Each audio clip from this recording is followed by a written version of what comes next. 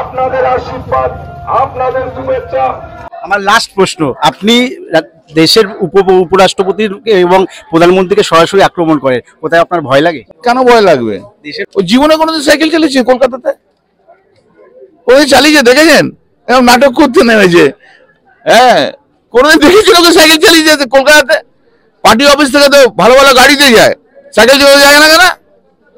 আগামী 20 মে আসছে দিন মাগো, জোড়া ফুলে ভোট দিন।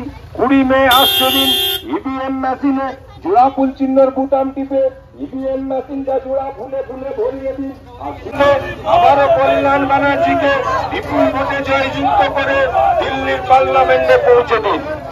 তাই তো মাগো, আপনার 500 টাকার লক্ষ্মীর ভান্ডার, 1000 টাকা তল্লকে, তার নাম তৃণমূল কংগ্রেস। তাদের হাজার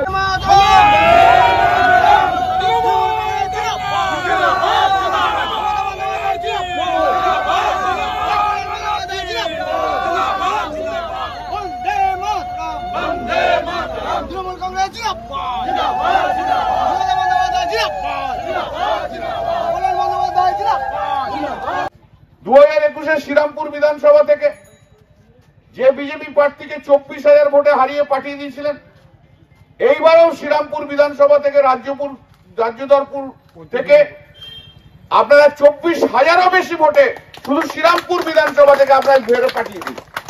বাউন্ডারি আমি মারছি 1.5 লাখ, তার উপরে যাব, একটার পর একটা বাউন্ডারি মেরে এমন ভাবে খেলতে হবে আগামী দিনে যেন স্বপ্নও না ভাবে যে শ্রীরামপুরে ক্যান্ডিডেট হতে আসবো। তার নাম তৃণমূল কংগ্রেস।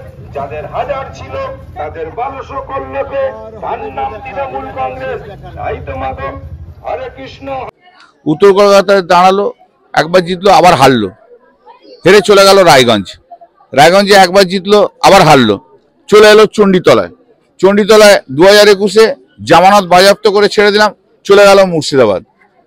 আর মানুষ একে বিশ্বাস করবে কি করে? মানুষ সেই লোককেই চায় যে মানুষের সঙ্গে থাকে। জিতছো একবার, হারছো একবার, মানুষকে ছেড়ে দিয়ে চলে যাবে অন্য জায়গায়, মানুষের বিশ্বাসটার ওপর করতে আসবে, ওর কিছু নেই। আর ওইসব হচ্ছে সবুজ সাথী সাইকেলে চেপে একটু নিজের টিআরপিটা বাড়ানোর জন্য সাইকেল চালিয়ে। ও জীবনে কোনোদিন সাইকেল চালিয়েছে কলকাতাতে? ওই চালিয়েছে দেখেছেন? এরকম নাটক করতে নেমেছে। হ্যাঁ, কোনোদিন দেখেছিল ওকে সাইকেল চালিয়ে যেতে কলকাতাতে? পার্টি অফিস থেকে তো ভালো ভালো গাড়িতে যায়, সাইকেল চালিয়ে যায় না কেন? আপনি কি বলবেন, সিপিএম যেভাবে এখানে জোট করেছে কংগ্রেসের সঙ্গে, কিন্তু কংগ্রেস অনেক সময় বেরোচ্ছে না সিপিএম প্রার্থীদের সঙ্গে? আমি ওসব জানি না, ওদের ব্যাপারে আমি জানি না। কংগ্রেস সিপিএম দুটোই হচ্ছে পশ্চিমবাংলায় বিজেপির এজেন্ট।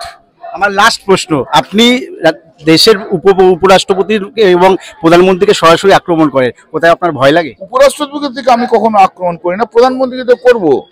ভয় লাগে না? কেন ভয় লাগবে?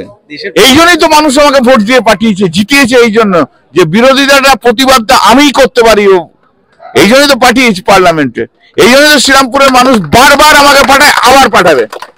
একদম ঠিক। আমরা কথা বললাম তৃণমূল প্রার্থী কল্যাণ ব্যানার্জির সঙ্গে, তিনি বললেন শ্রীরামপুরের মানুষ আমাকে এই কারণে পার্লামেন্টে পাঠায় যেহেতু আমি প্রতিবাদ করতে পারি। তিনি আবারও বললেন যে আমি একমাত্র প্রতিবাদ করতে পারি পার্লামেন্টে, সেই জন্য শ্রীরামপুরের মানুষ আমাকে পার্লামেন্টে পাঠায়।